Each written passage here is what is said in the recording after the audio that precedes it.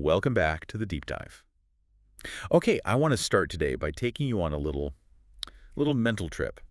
Imagine it is January, the snow is falling, and the private jets are lined up wing to wing on the tarmac in Switzerland. Ah, Davos, the World Economic Forum. Exactly, the annual pilgrimage of the powerful.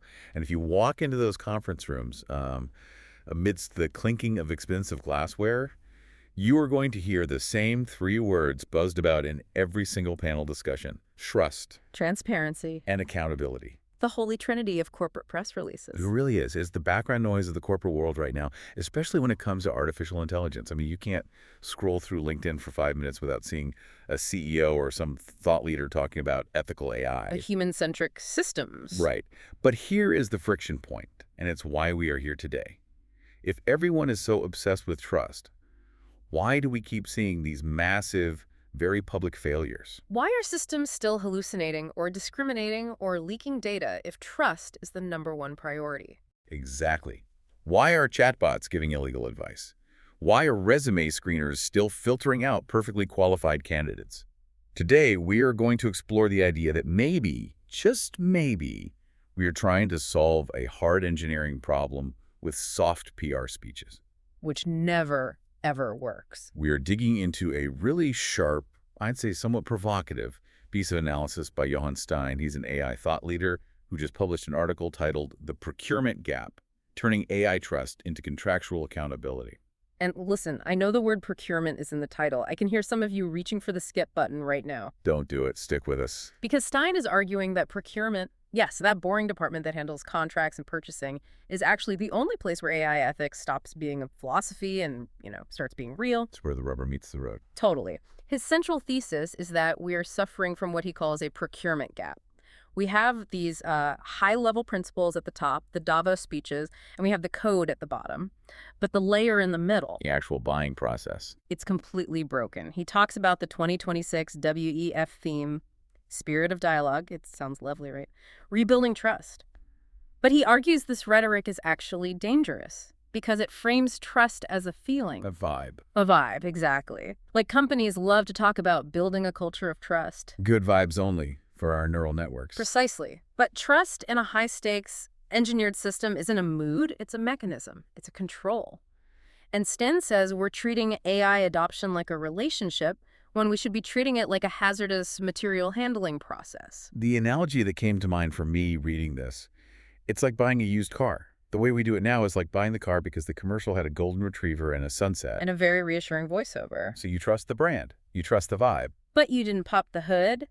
You didn't check the brake pads. You didn't read the warranty. And you definitely didn't ask for the maintenance logs. Oh. And that right there, that is the procurement gap. It's that missing step where you stop looking at the shiny marketing and start looking for the operational controls. Steyn is so clear on this, and it's a mantra for this whole deep dive. If the control isn't in the contract, it doesn't exist. Say that again. If it's not in the contract, it does not exist. You can have all the ethical principles you want on your website, but if your vendor contract doesn't specify how you test for bias or who is liable for a hallucination, you are flying blind. Which leads to a concept in the article that I think is just brilliant. He says that in the era of AI, procurement is governance. That is a massive shift in thinking. Governance is usually a boardroom thing, right? A compliance officer. But Steyn says no, the moment of purchase is the moment of governance.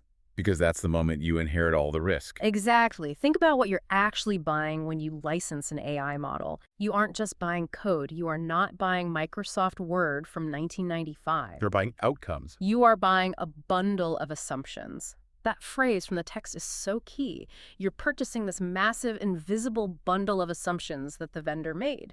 Assumptions about what data was good enough to train on, assumptions about what an acceptable error rate is. Assumptions about whose values even matter. Right. And we adopt those assumptions without even asking what they are. So if you don't unpack that bundle during procurement, you are basically saying, I accept whatever shortcuts you took to get this to market. So why does this keep happening? I mean, companies have legal teams. Why are we signing contracts that leave us so exposed? Steyn calls it narrative buying. We buy the story, not the evidence. And the first trap is the slick demo. Oh, we've all been there. the polished presentation. Of course it works in the demo. The AI has basically memorized the script, but a demo tells you nothing about edge cases or adversarial attacks or how the model handles data drift over time. And there's the confident vendor. Right. Trust us, we're a big tech company. That confidence becomes a substitute for, actual independent assurance. And the third one, which I think is the most common trap of all, the pilot. Ugh, the pilot project. Steyn warns. A pilot is not a production-grade risk assessment.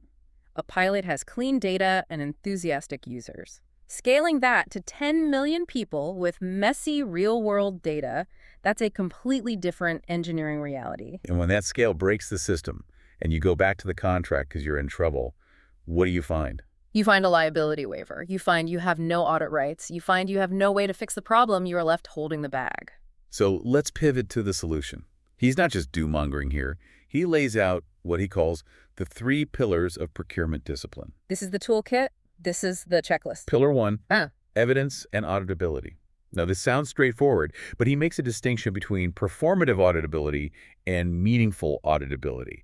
What is the difference? This is so crucial. Performative auditability is when a vendor says, oh, we have a robust internal testing process, or they show you a certificate that says certified safe based on a questionnaire they filled out themselves. It's theater. It is pure theater. Meaningful auditability is forensic. In AI, every error is a mini crime scene. If your AI denies a mortgage, can you reconstruct why? It means you have the logs, you can trace the decision. But wait, vendors always push back on this. They say the model is a black box, it's proprietary, we can't explain exactly how it reached that conclusion. That excuse is expiring. We have tools for that now. But more importantly, Steyn talks about something called model versioning. This is a technical detail that will save you in court. Explain that. Why does versioning matter for a contract? Because AI models drift, they change. The model you're using in June is not the same model you're using in December because it's retraining on new data. It evolves. Exactly. So if you get sued in December for a decision the AI made in June, you need to be able to audit the June version of the model. You need to know what the brain of the machine looked like at that exact moment. You need a snapshot in time. You need a snapshot. If your contract doesn't require the vendor to maintain those, you've lost the evidence before the trial even starts. You can't prove what happened. That is a terrifyingly specific detail that I guarantee 90% of contracts miss. He also mentions kill switches. The big red button. Yeah.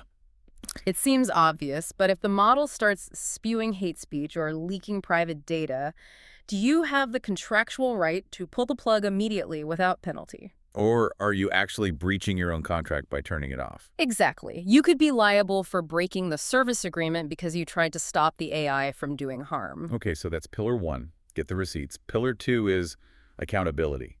But he talks about moving beyond accountability theater. I love that term, accountability theater. It sounds like a bad off-Broadway play. It's worse. It's when a company's policy says, the ethics committee provides oversight, or we are committed to responsible use. That's all passive voice. Mistakes were made. Exactly. It's diffusion of responsibility. Steyn argues that in procurement, accountability must be a person, a name. The one neck to choke theory. It sounds harsh, but yes. Who is the AI product owner on your side? Who signs off on the risk acceptance? On the vendor side, who is the named individual responsible for the performance guarantee? That's hard for organizations, though. We love committees. Putting your name on a document that says, I accept the risk that this chatbot might lie to customers is scary. It is scary. But Steyn's point is this. If it's too scary for one person to sign, maybe you shouldn't be deploying the system at all. Oof. That's the litmus test. That is the ultimate filter. Let's move to pillar 3. Steyn calls this the most neglected pillar. Redress. This is where we leave the abstract world of systems and we talk about the actual humans who are affected by all this. The victims of the glitch. Right. The operational reality of AI is that it will make mistakes. It is probabilistic.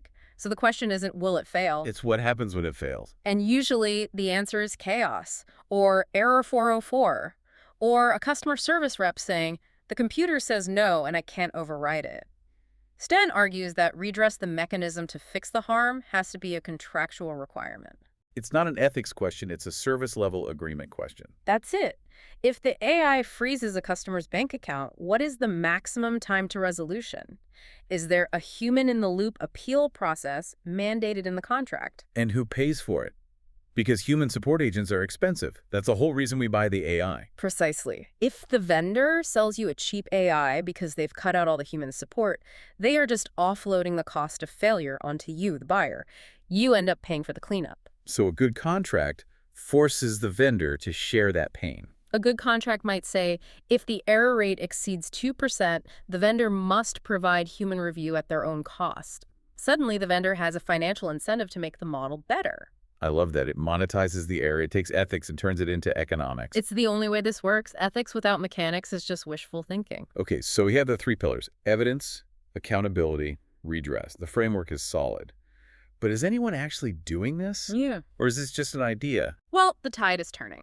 Steyn points out that the Wild West era is ending because the biggest buyers' governments are starting to flex their muscles. He highlights what's happening in Australia. Right. The Australian Digital Transformation Agency, the DTA, they overhauled their policy. They basically said, we are the government. We spend billions. We are not accepting black boxes anymore. They shifted from assurances to evidence. And then you have the District of Columbia right here in the U.S. They released an AI procurement handbook. Which sounds incredibly boring, but why is that so important? Because it's practical, it's templates, it's standard terms. It turns trust into a checklist. It empowers the procurement officer in some basement office to look at a giant tech company and say, sorry, I can't sign this until you fill out Section 4, Clause B. It gives the little guy a script. Exactly. But Steyn also has a warning specifically for smaller markets. He uses South Africa as the case study. The importer of risk idea. This is a heavy concept. He argues that countries like South Africa are primarily importers of AI. They aren't building the foundational models, they are buying them from the US or China. So if they have weak procurement processes? They are importing risk at scale.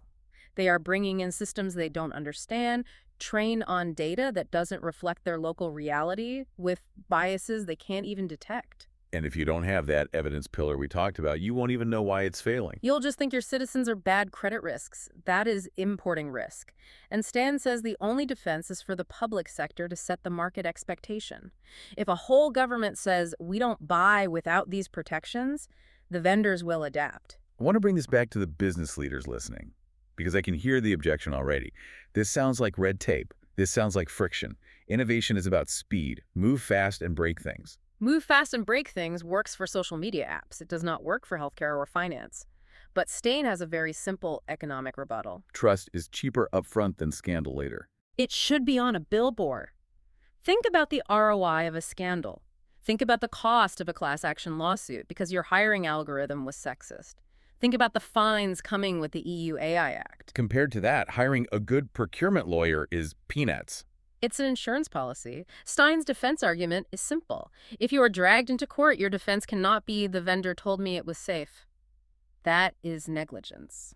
Your defense has to be, we did the work. Here are the audit logs. Here is our drift testing protocol. Here is the version history. If you have that, you have a defensible position. If you don't, you are liable.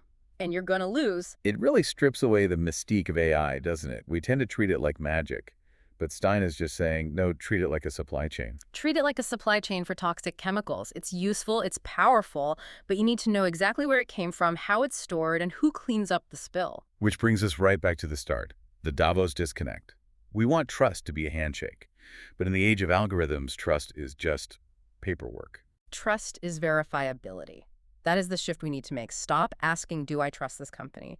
And start asking, can I verify this claim? So for our listeners, whether they're drafting a contract or running a department, what is the one big takeaway here? The takeaway is that the difference between AI being a productivity boom or a societal disaster comes down to these boring details. It's not about some sci-fi robot uprising. It's about the procurement gap. It's about having the discipline to ask the hard questions before you sign the check. Stop being passive consumers of AI narratives. Start being active auditors of AI evidence. That's the mission. I love that. Stop buying narratives. It's such a simple filter. Every time you see a pitch deck, just ask yourself, is this a narrative or is this evidence? It clears the fog. So as we wrap up, we want to leave you with a provocative thought, something to test your own organization's readiness. I want to go back to that redress pillar because I think that's the weak link for almost everyone listening. Let's hear it. Think about the AI software you use at work right now. Maybe a customer service bot, a candidate filter, whatever. If that software made a serious mistake today, right now, that harmed a client or an employee, A mistake that cost someone money or a job or access to care. could you, right now, without looking it up, name the specific human being in your organization who is accountable for that error?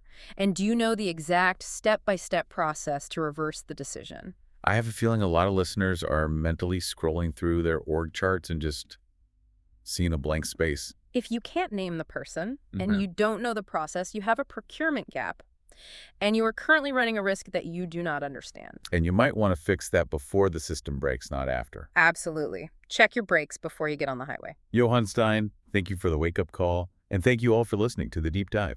We'll see you next time. Stay skeptical and check those contracts.